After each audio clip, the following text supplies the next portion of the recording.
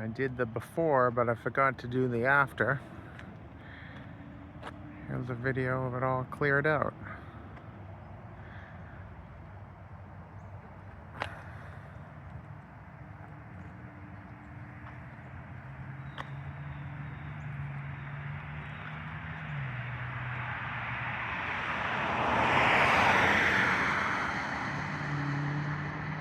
Go out to the street.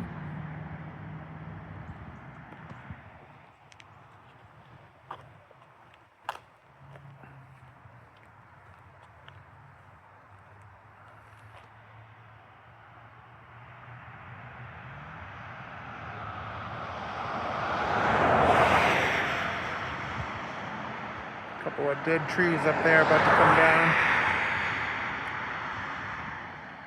The neighbors probably think I'm crazy, but that's okay.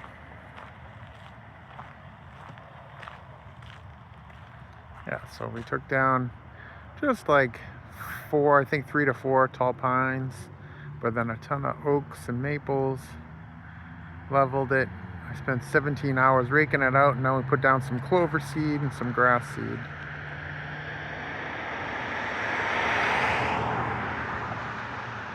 And that's that.